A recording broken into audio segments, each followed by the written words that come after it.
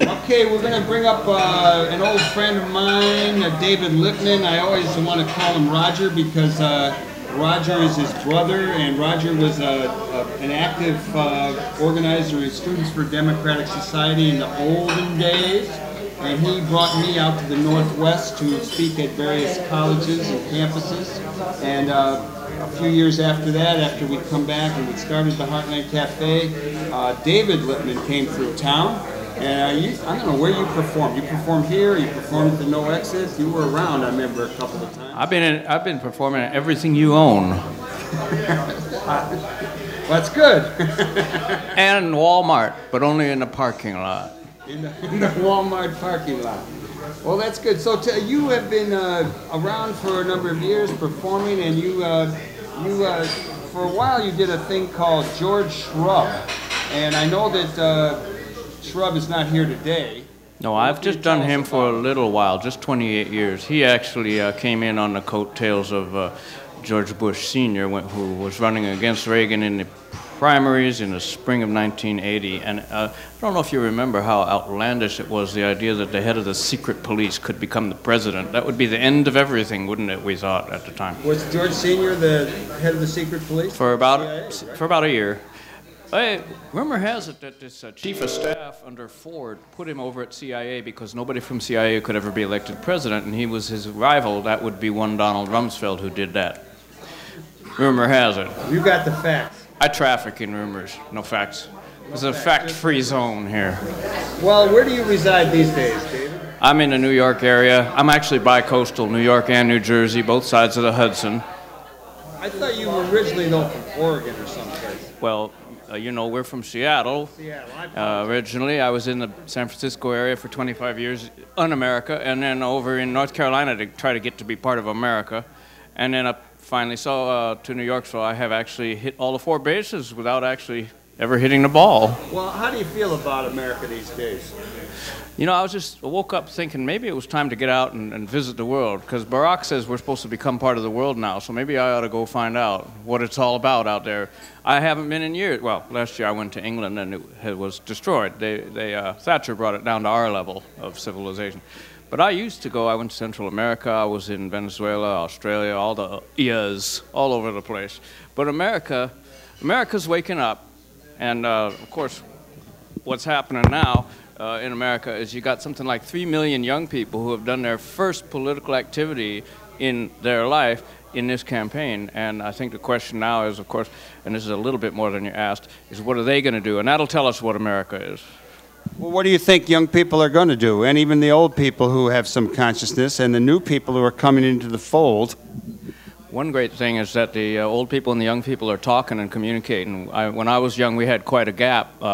Maybe McCarthyism caused it, I don't know. But we had one or two old people we would listen to at all. Old people being over 30, you know. Don't trust them, right? So now I think there's more communication, and I went to 6 or 7 different meetings around the New York area of the different sorts of Obama activists, people who had been in a campaign, anything from a room full of high-end, doctors to a room full of people in their first campaign, trying to figure out what they're going to do next. And everyone wants a community, and they want to stay involved. And the Obama campaign has issued a lot of notes. Well, mainly Michelle, I think, keeps sending me these notes.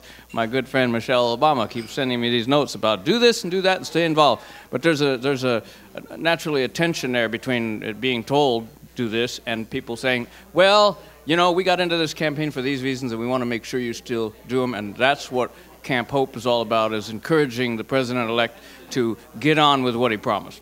And that's what brought you to Chicago. You're here to do a benefit for Camp Hope, and Camp Hope is encouraging Obama to make good on things that he talked about. Camp Hope is going on through tomorrow, I believe, through the 18th. They've been down in Hyde Park, and they've been asking Obama questions about Iraq and about nuclear weapons, the Guantanamo gulag over there. They're asking to suspend immigrant deportations, the Kyoto Treaty, a number of things. We actually had some young people from the Camp Hope on the radio a couple of weeks ago, and now you're here to kind of top off their their week or two of, well, actually 19 days of actions. And what are you actually going to do for that? Well, I've been popping up here and there at some of their events, playing a song or two, and I've been down at the camp, not all day, every day like some people, but I've been there. Now that it's warming up, folks, you should come down there. It's going to be way up around 26 degrees today. Very comfortable. We got some soccer balls, and we got a truck to warm up in, so you don't have to sit out for 4 hours and lose your toes there. What's the address over there? It's at the corner of 51st and Drexel, right on that boulevard there, right at the corner of the park, and where a lot of traffic comes by and everybody interacts with us. We've got tents, we got, sometimes we got hot chocolate. I won't make any promises. But every day there's a different focus because different organizations take responsibility for the day. So, for example, today is the environmental, they're called the what kind of eco-terrorist are they? Oh, yeah, Eco-Justice Collaborative. They're doing a program actually coming up in a few minutes from 10 to 12 indoors at the church. What church? University Church at 57th and University down there. But also they'll be back for the afternoon at the Camp Hope site itself. And we're usually there till about 5 o'clock. We'll be there tomorrow. There'll be another program that I don't know specifically tomorrow. You can go to camphope2009.org and it's all there. And then Monday we have the closing event, which is vigil celebrating the life and work of Reverend Dr. Martin Luther King at the Federal Building, 230 South Dearborn. That will be at 4 o'clock, and I'll be singing. And that will there. actually be the final performance of George Shrub. That'll be it. So because you billed it as it was going to be tonight at the No Exit Cafe, but you threw a ringer in it, and you're going to do it down at the Federal Building, which is an appropriate place. No competition here. Right. Tonight's the warm-up for the final.